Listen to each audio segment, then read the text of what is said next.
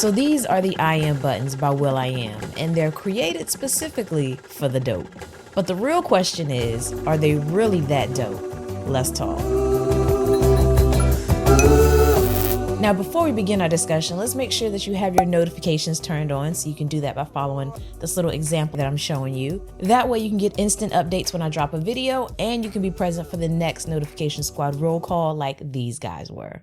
So I've been using these headphones here for the past few weeks, and when I saw them on the shelf, I'm not gonna lie, I kind of took them for a joke. They seemed almost gimmicky because of the excessive amount of attention that was kind of like just placed solely on the design. So you have 4 color options to choose from. I personally went with the black and gold variant because to me, it just looked the best. Now these are literally advertised as a fashion accessory, and truth be told, I can see why. They look great with just about any outfit that you put them on with. And they have a build that consists of vinyl records with its circular design that is crafted from machined metal and then paired with a woven nylon cord. Now you're gonna find that the cord is sturdy, it doesn't tangle, and it has a decent length to it. It also has media controls with a built-in mic along the left cord and options to adjust your volume, call up Siri with the long hold on the bottom button, or you can double press the middle button to advance tracks. But oddly enough, you can't triple press to go back to the previous track as you can with many other Bluetooth headphones. I found that kind of weird and different, and it was a feature that I did try to use, so it's not me just being petty. So if you find that you want to listen to a track again, or you skipped a track too fast,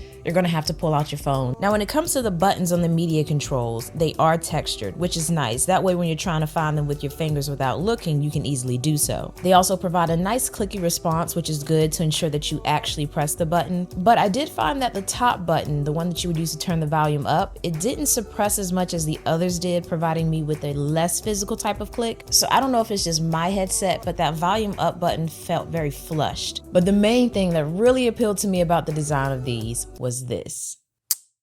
I know, call me Petty Betty, but this right here, that little thing right there, that was so convenient, like all the time. So I'm like guaranteed to lose my headphones or pull them out of my pocket as a tangled mess about like every other day. But I didn't find that I had those issues with this one because the magnet allowed me to always keep them on my neck. And I thought to myself that it would be convenient to have them like this, but in actually moving about day to day with them like this made me fall in love with this feature that much more. So I would basically keep the headphones paired up and powered on all day. That way when I wanted to listen to something, I simply lifted one or both of the headphones and just placed it in my ear. When I was finished, I can then effortlessly make the button snap right back together and be at the ready for me around my neck at all times. Now this was completely handy when I was walking or in a setting where I wanted to listen to something privately on and off quite frequently. So thankfully the rubberized ear tips sit comfortably in my ear and it seals off background noise quite a bit, so things like the sound of people talking is barely heard at all. And I can wear them pretty much all day without any issues because they stay in place and don't cause any discomfort. It was like at times that you could probably even forget that they were there type of comfortable.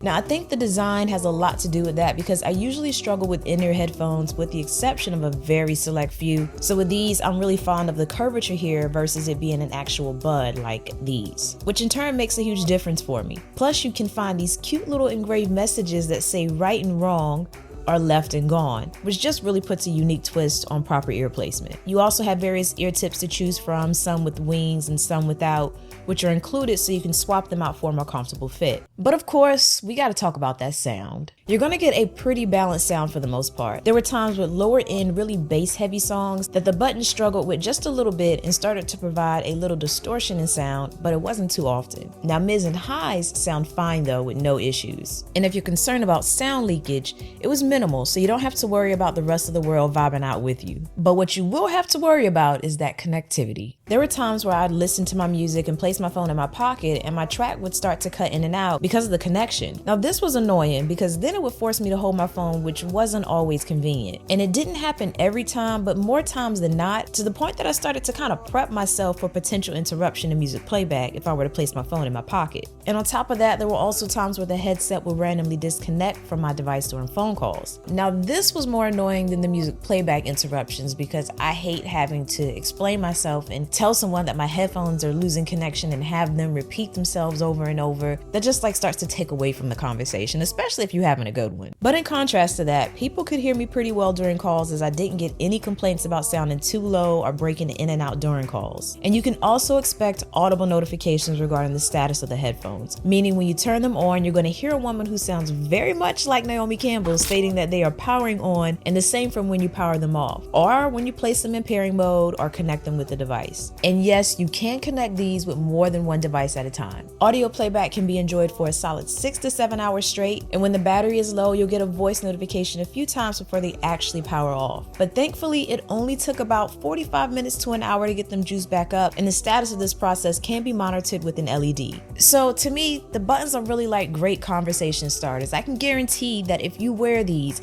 you will get at least one question about them. They don't look like most Bluetooth magnetic necklace-like headsets, because it truly has a very unique design. But prepare yourself if you are eyeing these, because to me, they are kind of more on the expensive side. You're gonna have to shell out about $230 to make these headphones yours. Overpriced? Yes. But the sound isn't terrible, and I guess you could say that I expected more. And that's because they just didn't really wow me in the sound department. Design department though, we're good to go. It's the convenience of having them at your fingertips, never lost in your pocket or tangled in a web, but instead dangling ever so nicely around your neck to the point it almost sets off your outfit and makes these even more appealing. Now, I have my gripes about it, but these are definitely a nice pair of in-ear headphones to work out in or travel with, primarily due to that built-in design choice that I speak so highly of. So they're kind of dope, but not per se a must-have. Now, I do also have the Powerbeats 3, so if you want a comparison of the two, let me know down in the comments, or if you just want a review of the Powerbeats 3, let me know that down in the comments as well. If you made it this far in the video, I think you already know what to do to that like button. We are not far from 100K, so if you want to be a part of that milestone,